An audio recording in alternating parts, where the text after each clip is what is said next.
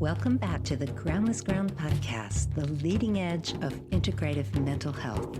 I'm your host, Lisa Dale Miller.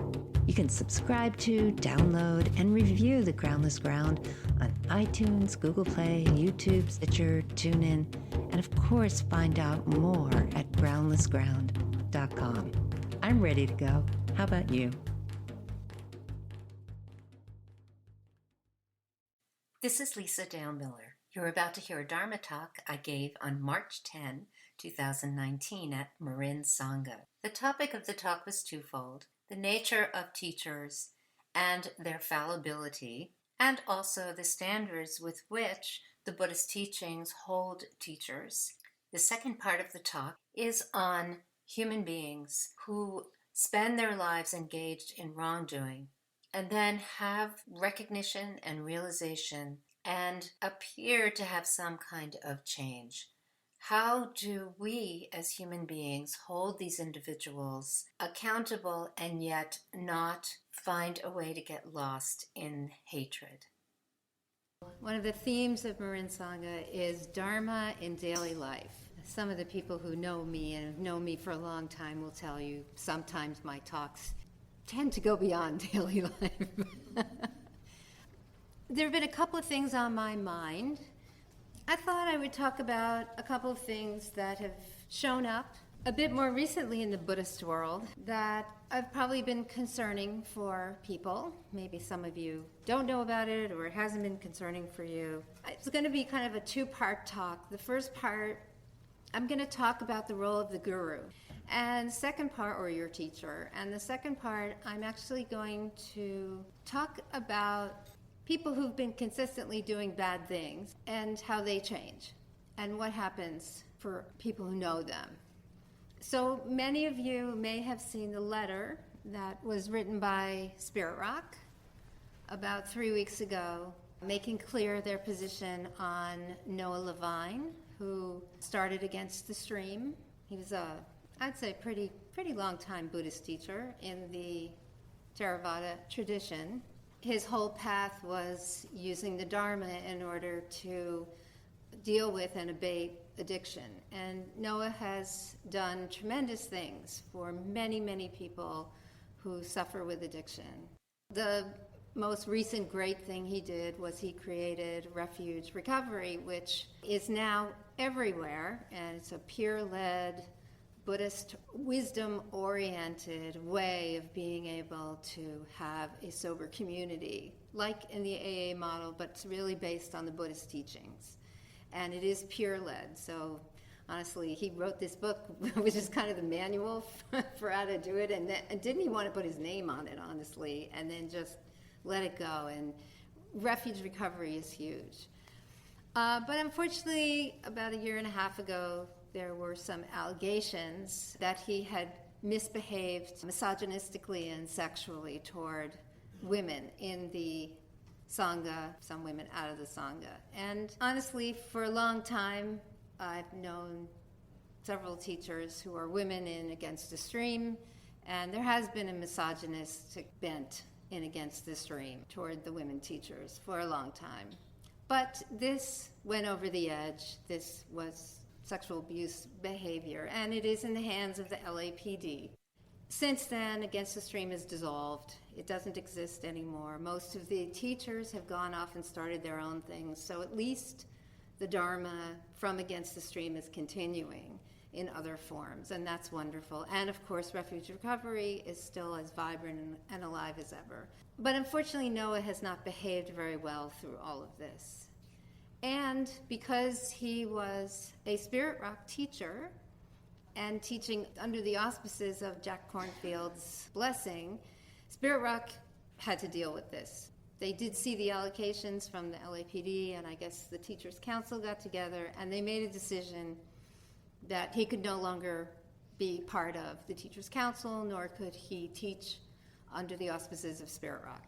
And they released this very beautiful letter to the community about this decision. And the reason I'm bringing this up is because of the last part of the letter. So they went through the whole explanation and basically said what the decision was. And then in the last part of the letter, it said, should Noah decide to recognize and actually have remorse and do some kind of repair, and then decide to come back onto the Buddhist ethical path and show consistency at some point in the future, we certainly will welcome him back. And I thought to myself, well, that actually has precedent in the Buddhist tradition. I know in here I've told you the story of Angulimala before, who was a crazy murderer that everyone was afraid of, and when the Buddha met him, he was just like, okay, you're a crazy murderer, but you're a human being, and that was it. Angulimala completely changed his life, became one of the monks, and in fact, I actually have some of the teachings that Angulimala gave. Clearly in the Buddhist path, there is always a recognition that we are all human beings and we are all imperfect. And we all have capacity to awaken out of our suffering. At the same time, of course, there was the whole thing with Sogyal Rinpoche, which has been going on for years, and how he's been doing all kinds of sexual misconduct with his students. Since the Me Too movement, all this stuff is coming out in the Buddhist world. I started to think, well, the guru thing, it's problematic. And then in the last few days, some of you do know this, I was initiated into TM. And back then, in the early 70s, Maharshi was actually around. So, we actually had contact with him. And I was very, very involved in the TM movement. I became a Siddha at 18, and I was really seriously practicing among them until about 26. I kept doing all my practices, even though I was getting interested in Buddhism at that point. I had a very pure experience with Maharshi. Every time I was ever in his presence, I don't know how to describe it, it was beautiful. And maybe it was because I was so young.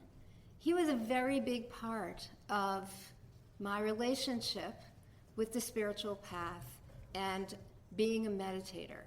So, I was reading the New York Times the other day, and there was some article about, someone who had started TM recently, and I'm always interested in what it's like to start now these days.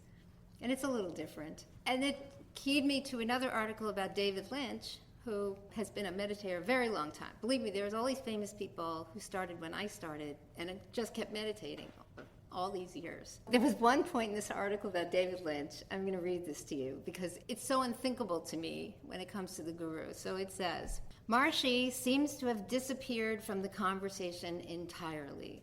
Many of those I interviewed who learned TM through Lynch's foundation compared the practice to going to the gym.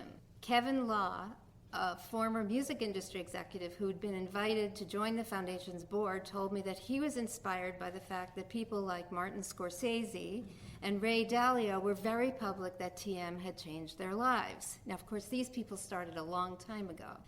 And then it goes on to say, Law said that for him, TM is more like working out. When I asked him about his sense of Maharshi, he said, I know shockingly little about him because it's not important. This was a shock, and not just about Maharshi, but maybe I've just been very fortunate. I have never had a teacher in the Buddhist tradition, any of my teachers, Philip Moffitt, Jack Kornfield, Joseph Goldstein, Roshi Joan Halifax, Ajahn Smedo, and then over in the Dzogchen and Mahamudra world, Zoni Rinpoche, Minja Rinpoche, Anam Thupten. None of my teachers have ever crossed any lines with anybody I know, ever. They have always been a very big part of my practice. I have a tremendous amount of devotion for these individuals who have been able to shepherd me all these years through the ups and downs of my practices. And, I'm one of these people who practices every day for at least an hour. I've been doing this since I was 16, and I'm going to be 61. So I have a very long relationship with all of this, and never have I ever had a teacher who's been anything other than a precious gem for me. And yet, there's so many people who've had other kinds of experiences with teachers of all kinds. And yet, the idea that people are actually learning this precious technique, tame, it goes all the way back to Shankara in 90 AD. It's profound. To think that they don't have any sense of the lineage. When I was involved with the tame movement, just like the Buddhist movement, the lineage was important. It was extremely important where the teachings came from. And so I really started to think about the role of the guru with all of this. Although there isn't much guru yoga over here in the Theravada, but the guru is important. The Buddha's always up there. We're always teaching the teachings of the Buddha. We're always referring back to the teachings of the Buddha. So the guru is important. I happened on an article that Stephen Batchelor had written a couple of years ago, who is another one of my Buddhist teachers. And he wrote the following: before he died, Gautama, the Buddha, told his followers, "After I am gone, do not think you will have no teacher. The Dharma will be your teacher."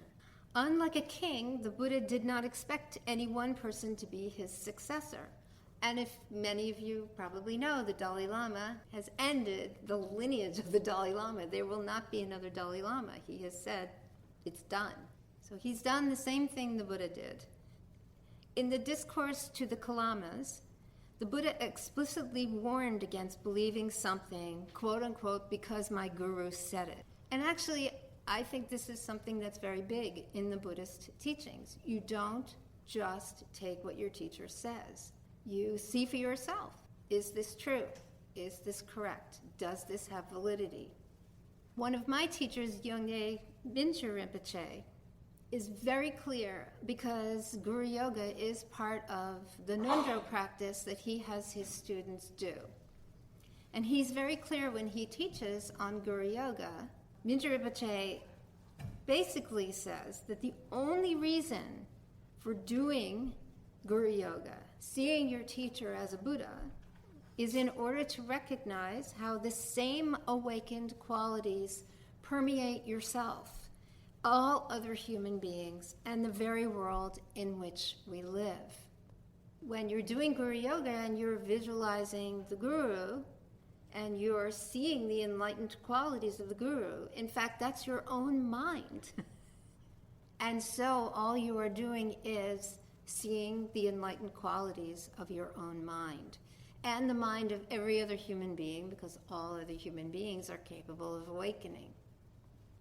The problem of giving over everything to the teacher has been a problem down through the ages, so much so that one of the things I found was a text called The Four Reliances, and this is in the Tibetan Buddhist tradition. Tibetan Buddhism is really wonderful at distilling the essence of the Theravada in these very pithy, like 4-line verses. Rely not on the person, rely on the teaching. Rely not on the words, rely on the meaning. Rely not on what's cryptic, rely on what's clear. Rely not on opinion, rely on wisdom. So these 4 reliances are a recipe for how to recognize a worthy teacher. A non-worthy teacher will make it all about the cult of personality. And they will speak in a language that makes no sense. It's like something you should aspire to. It's not something you can just get. And that goes along with the crypticness. They're basically teaching based on their own opinion. They're not teaching from profound wisdom. I assure you, there's a perennial philosophy, and all truth looks the same. And wisdom is wisdom. And we know what wisdom feels like in our gut. And we know what opinion feels like in our gut. So Mipham Rinpoche wrote a commentary on the 4 reliances, which I would like to share with you. The first one, do not rely on the person, but rely on the Dharma, on the teaching itself. So he says, freedom comes from the genuine path that is taught, not the one who teaches it. When the teachings are well presented, it does not matter what the speaker is like. That's a double-edged sword, is it not? So here's where things get tricky. Because if you really took that to heart, you could have a speaker who's doing all kinds of stuff that just would not be in line with Buddhist ethics. And they might be speaking truth, yet their actions might not be in line with certainly the top number one Buddhist ethical consideration, which is non-harming. Even someone who's lost can be the communicator of great wisdom. I actually think Noah is probably a good example. Noah has imparted a lot of great wisdom, and yet, as a person, he's quite lost. But this is the Buddhist teaching, right? All beings suffer. Ignorance, greed, and hatred. This is just primordial ignorance, and we all have it in one way or another. And it's not a reason to hate. That's the key teaching of tonight. No matter what shows up, there is no reason to drop into hatred. That's just more suffering. You can recognize it's not wise, but you do not have to hate. Okay, so the second of the four reliances, do not rely on the words but on the meaning. So Mipam Rinpoche says the following: whenever you study or contemplate the Dharma, rely not on the words but on the meaning. If the meaning is understood, then regardless of the speaker's style, there will be no conflict. So again, this is Mipam Rinpoche saying, the teacher may have a style you don't like, and yet, if the teacher is teaching the Dharma, the actual Buddhist teachings, there is a way to be able to land in the meaning. Now, of course, this may not be your chosen teacher. You may not ever go back to that teacher. In fact, you may be having that experience with me right now. But you may still get the definitive meaning of the teachings. The third of the four reliances, do not rely on the provisional meaning, but on the definitive meaning. Things exist in relative existence, and yet you might view them differently from the ultimate view of not self. So here's what Rinpoche has to say about this. The omniscient one, or the Buddha, that's how he refers to the Buddha, himself, in all his wisdom, taught according to students' capacities and intentions, presenting teachings of various levels, just like the rungs of a ladder. So when I'm here with you all, I teach at a very sophisticated level because most of you are longtime practitioners. If I teach for people who've never had any exposure to the Dharma, I would not be giving this teaching I'm giving right now. And so I can talk to you and I can deliver wisdom in a way that I would not be able to do for people who do not have any kind of frame for the Buddhist teachings. And then finally, the four reliances. Now we go a little into the territory where sometimes I do go with you guys. Do not rely on the ordinary mind, but rely on wisdom. So how do you know wisdom? Well, Mipam Rinpoche gives some advice about how to recognize wisdom. That which operates with conceptual ideas is the ordinary mind, whose nature involves perceiver and perceived. All that is conceived in this way is distorted and will never touch upon the actual nature of reality.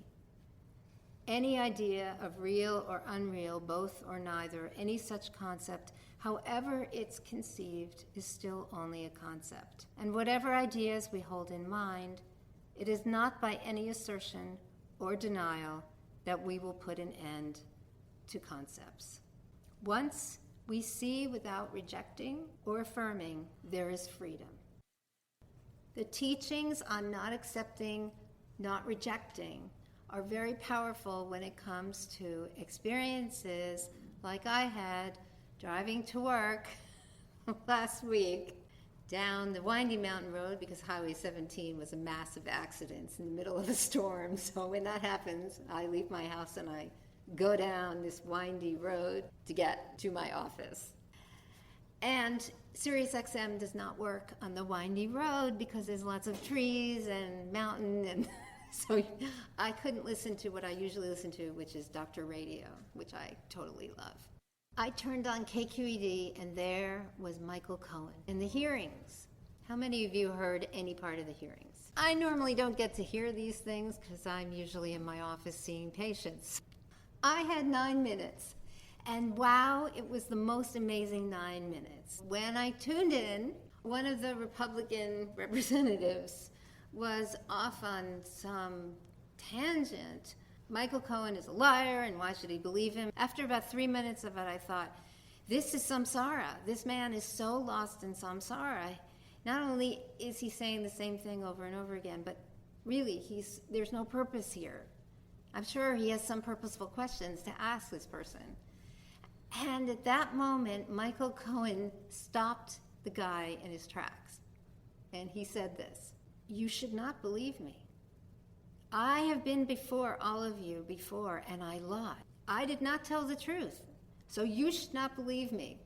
And because you should not believe me, I have just spent weeks in my records gathering all of the paperwork, all the documents that shows all of this for all of you, and I've submitted them all, and you have them. So no, you should not believe me. Go," and he does this in the New York accent that I'm now using because I'm a New Yorker. "You should go read the documents." And I had an epiphany in that moment. I thought, that is such a Buddhist thing to do.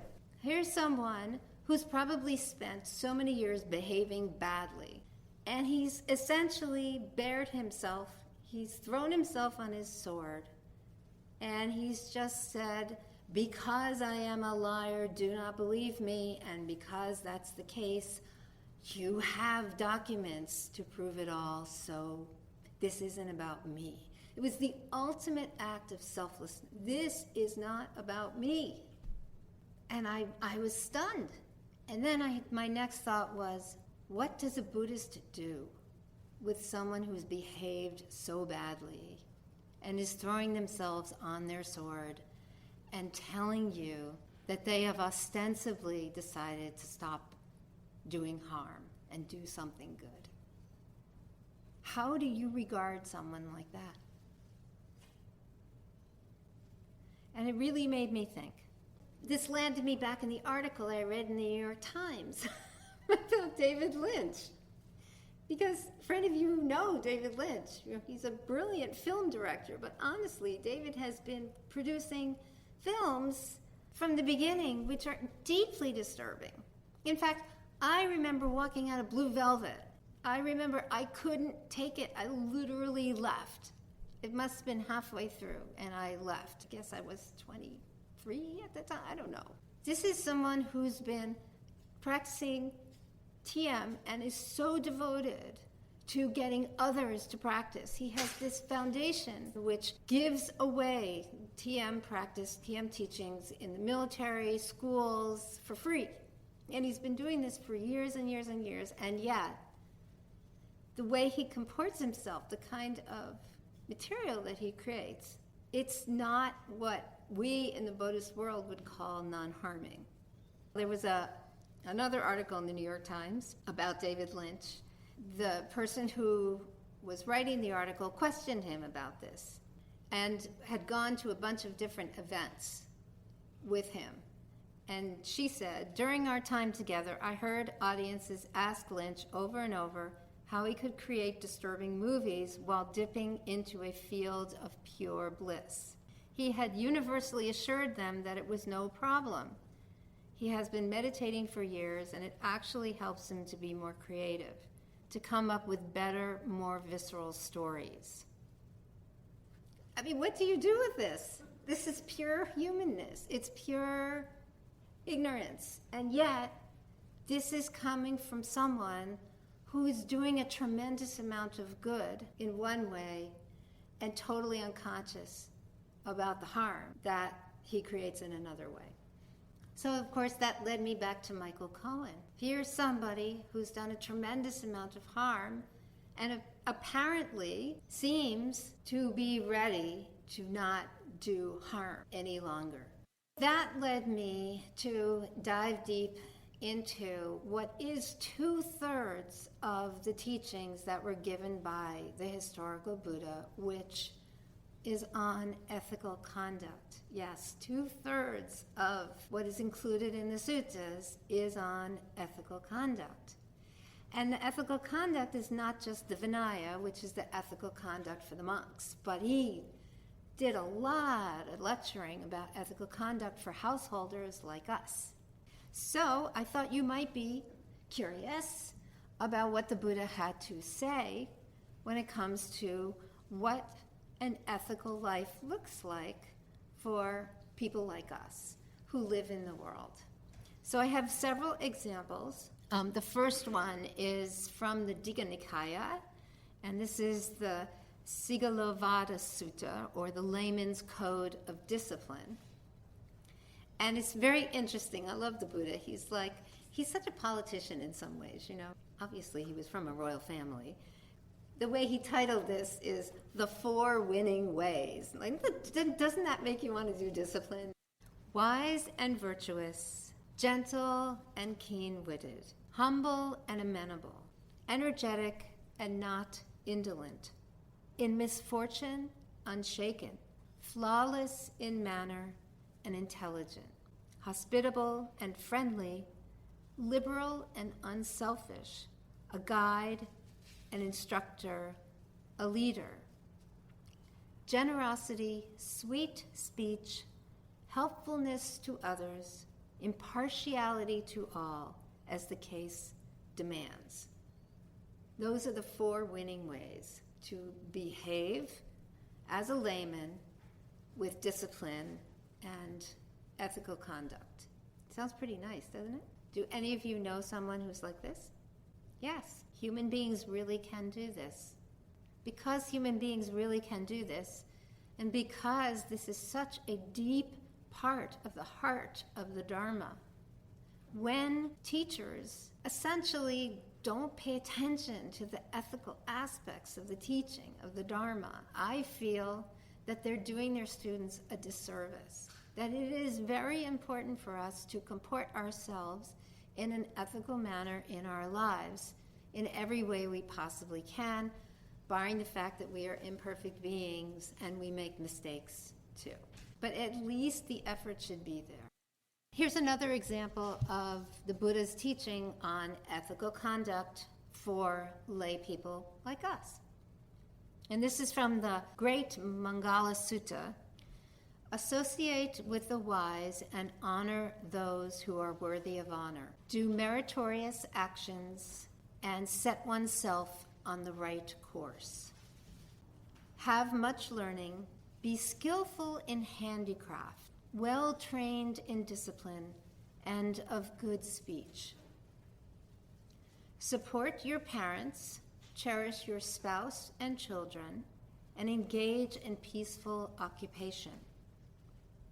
Be generous in giving, righteous in conduct, help your relatives, and be blameless in all your actions. Abstain from evil, refrain from intoxicants, be steadfast in virtue. Be respectful, humble, contented and grateful, patient and obedient. Listen to the Dhamma on occasion. I love that on occasion part. It's like, I know you have to work, but come here on occasion. A mind unruffled by the vagaries of fortune, freed from sorrow, taints, and fear, those who thus abide ever remain invincible in happiness. So he's not talking about monks here. He's talking about us. To me, none of these things are unattainable. None of these things require enlightenment. At least I don't think so. I mean, maybe I'm wrong about this. It just appears to me that what these things require is a sense of other-centeredness and a grounding in purpose and a commitment to being a light in a world of darkness. That's the reason to get up in the morning, is to light the lamp of wisdom in a world of darkness. And to be able to drive down Old Santa Cruz Highway and turn on the hearings and have someone like Michael Cohen be your teacher. And he was my teacher that morning. He woke me up and he made me ask questions of myself that were difficult. How do I go beyond my stereotype of who this person is and any hatred that I might have in my heart toward him, so that I could see his attempt to at least be real and to cut through all the bullshit. And I really appreciated that. And I didn't have to forgive him, and I didn't have to do any big things. All I did was let him be my teacher for 7 minutes driving down Old Santa Cruz Highway on a rainy morning. So I want to share one more thing with you. This is called the 4 accomplishments of the householder. And I really shortened this up because sometimes, in the suttas, in order to remember things, they repeat things over and over and over again. There are 4 accomplishments that we can aspire to in our lives as householders. Again, these are very common, not hard, but they do require attentiveness. So the first one is the accomplishment of faith. And in this case, because it is Buddhism, that faith is the 3 jewels, the Buddha, the Dharma, and the Sangha. The one who gave the teaching itself, and the community that comes together to experience the teachings like we're doing tonight. And the sense of faith is a faith in this works not because, as I said earlier, my teacher told me it works. This works because I do the great science experiment of practicing the practices and trying things out, and I get results of various kinds because of the effort that I make, the zeal I have in the practice. That's faith. The second one is the accomplishment of virtue. And honestly, ethical conduct is all about virtue. And in the Buddhist teachings, virtue is fairly simple. Abstain from killing, abstain from stealing, abstain from sexual misconduct, do not lie, and do not abuse intoxicants. In fact, for me, intoxicants can be all kinds of things, not just substances. Do not engage in getting lost in experiences which disconnect you from who you are and this world. Do not get lost in your own ego story. Do not get lost in your own grandiosity. Do not get lost in your own story of brokenness. Don't get lost in any of that. Be clear, be here, be real. The third accomplishment is charity. For the Buddha, the accomplishment of charity is dwelling with a heart free of hatred, devoted to open-heartedness, open-handedness, and delighting in generosity and attending to the needy. I think that's something we can all do in one way or another. And finally, the accomplishment of wisdom. And here, wisdom arises from the first 3 accomplishments, because if you actually attend to virtue, charity, and faith, you are going to be experiencing wisdom of varying degrees.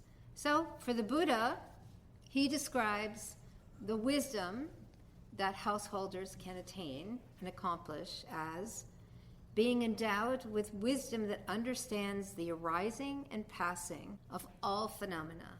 This person is possessed of the penetrating insight that leads to the end of suffering. That is wisdom for the Buddha. Knowing all things come and go, all things are of the nature to shift and change, and this in and of itself allows us to let go of grasping, of clinging, and that is the end of suffering. Which of course brings us back to Michael Cohen, to Noah Levine, to any of the people who've lost their way in any realm of human endeavor.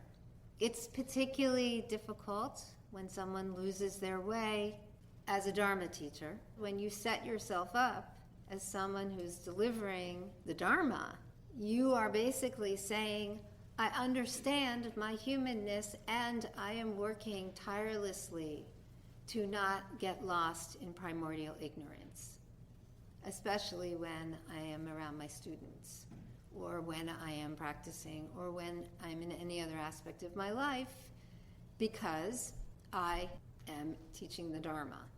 You may not be aware, throughout the Sangha tradition that the Buddha set up, and it doesn't matter what school of Buddhism we're talking about, by the way, they all have confession.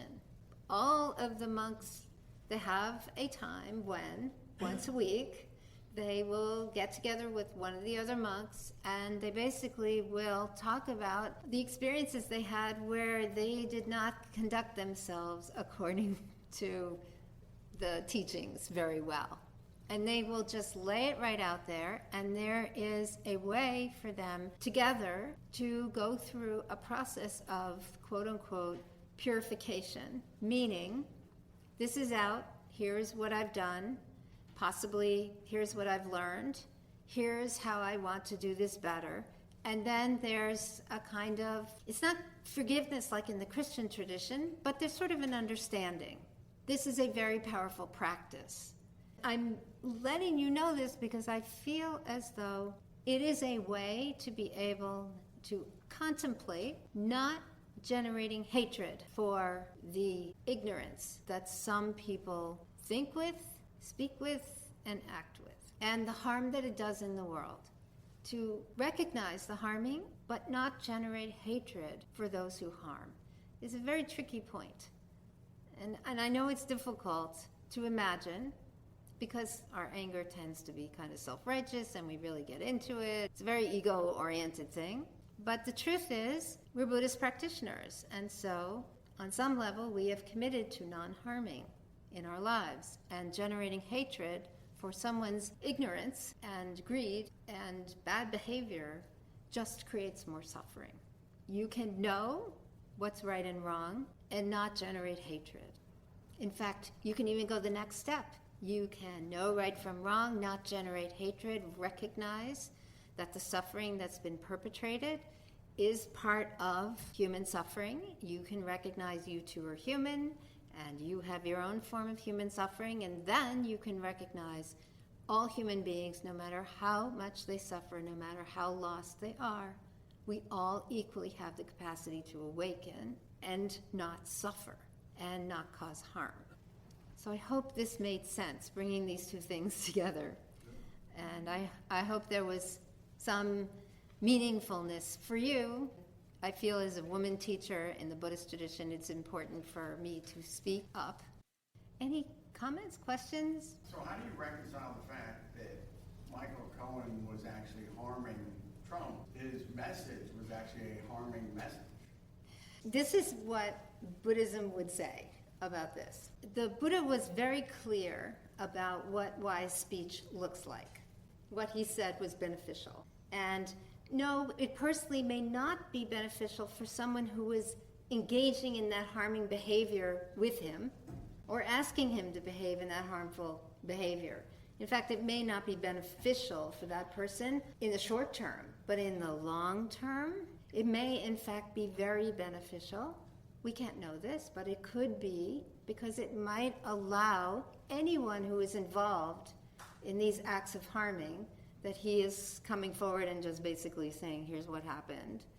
It may in fact allow anyone involved, including President Trump, to also awaken and recognize this was not helpful, this was wrong, and I would like to do something different. And you can laugh, but it can't ever happen as part of the hatred that I'm trying to invite you all not to have, because that my small human mind can't even come close to the magnitude of possibility in this world.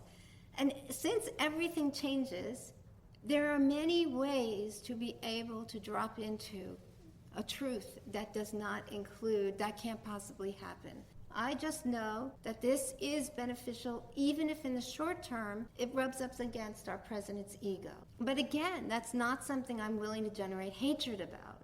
Thank you. You just segued into my ending. Remember, Angulimala walked around with a necklace of bloody fingers that he'd cut off from the people he met on the street, and this is just what he did. He was just horrible, and everyone was afraid of him until he met the Buddha. Renounced all of that, actually became his attendant for a while. These are some of the verses Angulimala would go around and teach. Here's a couple of the things that he would teach. Who once did live in negligence and then is negligent no more, he illuminates the world like the moon freed from a cloud. Who checks the evil deeds he did by doing wholesome deeds instead, he illuminates the world like the moon freed from a cloud. There are some that tame with beatings, some with goads, some with whips. But I was tamed by such alone who has no rod nor any weapon. Harmless is the name I bear, who was dangerous in the past. The name I bear today is true. I hurt no living being at all. I thank you so much. Thanks for listening to today's show. To get in touch, please visit groundlessground.com. Let's dedicate our efforts to the healing of our planet and all its inhabitants. See you next time on the Groundless Ground.